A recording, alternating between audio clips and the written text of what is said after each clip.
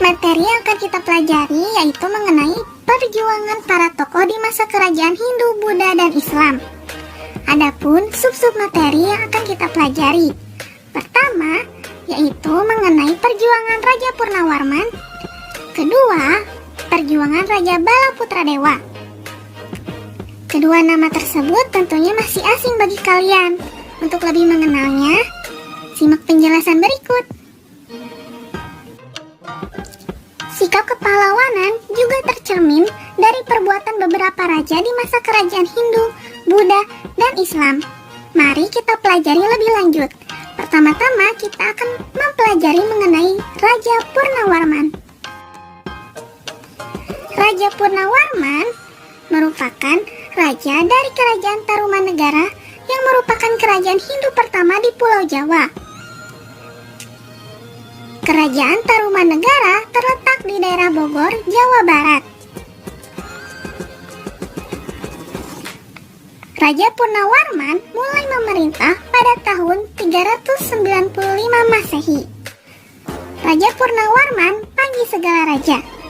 Raja Purnawarman mulai memerintah kerajaan Tarumanegara pada tahun 395 Masehi. Pada masa pemerintahannya, ia selalu berjuang untuk rakyatnya. Ia membangun saluran air dan memberantas perompak. Raja Purnawarman sangat memperhatikan kesejahteraan rakyatnya. Ia memperbaiki aliran sungai Gangga di daerah Cirebon. 2 tahun kemudian, ia juga memperbaiki dan memperindah alur sungai Cupu, sehingga air bisa mengalir ke seluruh kerajaan. Para petani senang karena ladang mereka mendapat air dari aliran sungai sehingga menjadi subur. Ladang para petani tidak kekeringan pada musim kemarau. Raja Purnawarman juga berani memimpin angkatan laut kerajaan Tarumanegara untuk memerangi bajak laut yang merajalela di perairan barat dan utara kerajaan. Setelah Raja Purnawarman berhasil membasmi semua perompak, keadaan menjadi aman. Rakyat di kerajaan Tarumanegara kemudian hidup aman dan sejahtera. Sebagai wujud kecintaan rakyat kerajaan Tarumanegara kepada Raja Purnawarman, telapak kakinya diabadikan dalam bentuk prasasti yang dikenal sebagai Prasasti Ciaruten. Bentuk dari Prasasti Ciaruten adalah sebagai berikut. Prasasti tersebut berupa batu yang di atasnya terdapat cetakan telapak kaki Raja Purnawarman dan juga tulisan-tulisan Sangsekerta. Yang kedua, kita akan mempelajari mengenai Raja Balaputradewa. Raja Balaputradewa merupakan raja dari kerajaan Sriwijaya. Kerajaan Sriwijaya terletak di dekat Selat Malaka yang berbatasan langsung dengan negara Singapura dan juga Malaysia. Dalam peta tersebut terdapat daerah yang berwarna orange. Daerah yang berwarna orange merupakan tanda dari kekuasaan kerajaan Sriwijaya. Raja Balaputradewa menjadi raja sekitar tahun 850 Masehi. Balaputradewa berjuang membangun armada laut yang kuat. Tindakan itu bertujuan supaya jalur pelayaran di wilayah Sriwijaya menjadi aman. Banyak pedagang merasa aman ketika singgah. Peningkatan ekonomi diperoleh dari pembayaran upeti, pajak, maupun keuntungan dari hasil perdagangan. Dengan demikian, Sriwijaya berkembang menjadi kerajaan yang besar dan makmur. Salah satu bukti peninggalan kerajaan Sriwijaya yaitu berupa Candi Muara Takus. Ketika masa kerajaan Hindu-Buddha mulai melemah, masuklah agama Islam di wilayah Indonesia. Siapa yang mempunyai peranan penting di masa kerajaan Islam? Yang mempunyai peranan penting diantaranya adalah Sultan Hasanuddin, Sultan Iskandar Muda, dan Sultan Agung. Simak materinya dengan baik ya, karena di akhir video akan ada tugas yang perlu kalian kerjakan.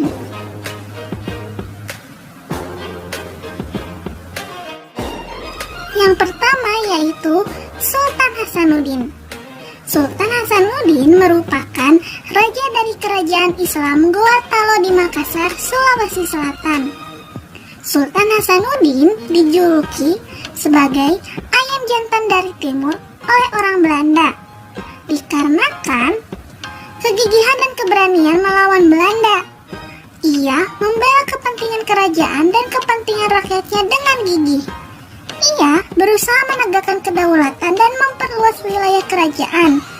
Ia berhadapan dengan Arupalaka, Raja Bone yang dibantu oleh Belanda. Sultan Hasanuddin terkenal karena kearifan dan kebijaksanaannya. Beliau merasa sedih karena harus bertempur melawan keluarga sendiri. Arupalaka sudah seperti saudara kandung sendiri. Sultan Hasanuddin mempertimbangkan bahwa pertumpahan darah di kalangan orang Makassar dan Bugis harus segera dihentikan. Sultan Hasanuddin berusaha menggabungkan kekuatan kerajaan-kerajaan kecil di sekitar kerajaannya untuk melawan Belanda. Karena perjuangan dan jasa-jasanya, nama Sultan Hasanuddin diabadikan sebagai nama jalan dan universitas di Makassar, Sulawesi Selatan. Pemerintah bahkan menganugerahkan gelar pahlawan nasional kepada Sultan Hasanuddin. Setelah wafat, Sultan Hasanuddin dimakamkan di Kompleks Pemakaman Raja-Raja Goa di Sulawesi Selatan. Kompleks pemakaman raja-raja merupakan peninggalan sejarah yang perlu dijaga kelestariannya. Kompleks pemakaman ini pun dijadikan objek pembelajaran sejarah bagi bangsa Indonesia.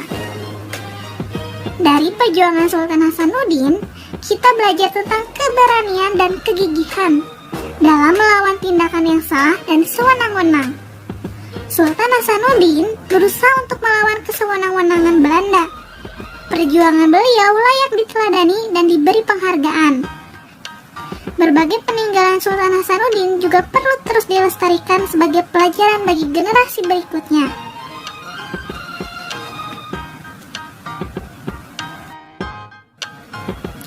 Tokoh yang kedua yaitu Sultan Iskandar Muda. Sultan Iskandar Muda lahir di Banda Aceh Darussalam.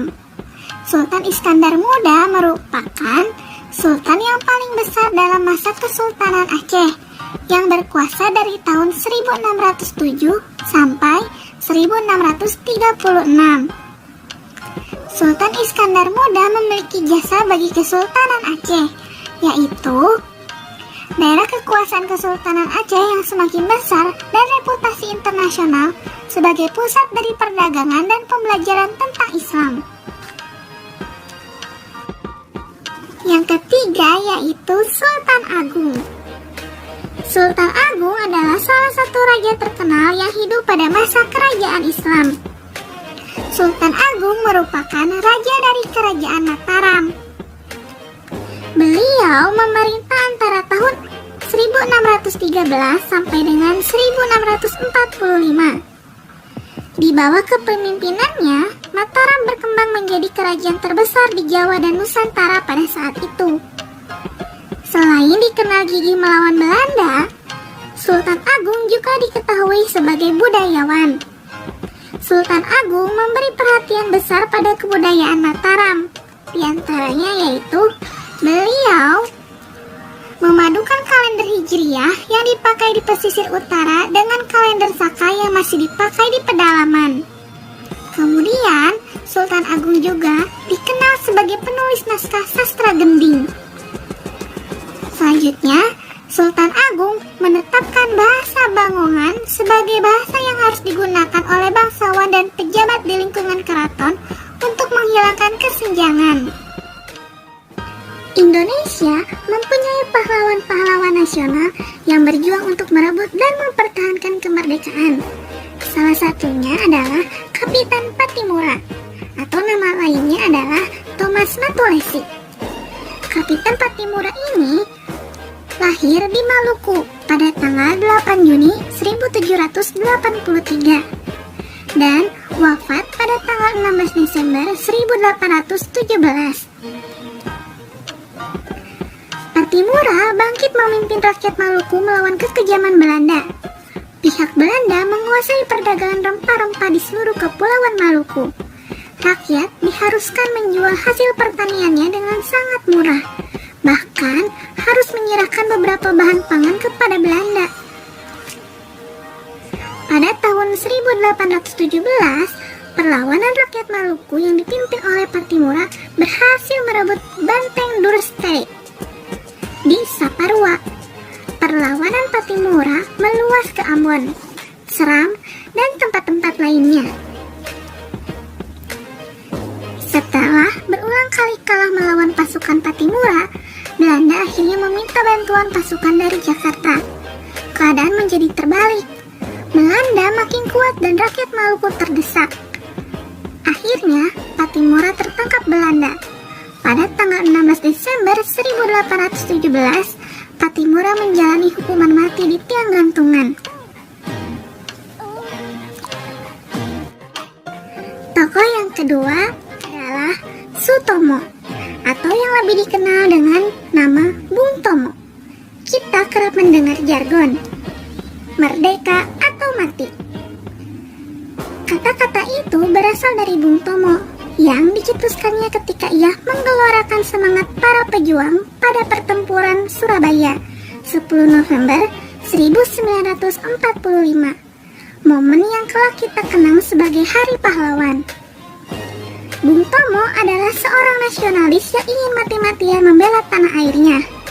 Ia tak hanya dikenal sebagai tokoh dalam perang melawan penjajah. Ia pernah menjadi jurnalis dan aktif dalam kelompok politik dan sosial. Bung Tomo lahir di Surabaya, Jawa Timur, tanggal 3 Oktober 1920. Bung Tomo merupakan tokoh pada peristiwa pertempuran 10 November di Surabaya.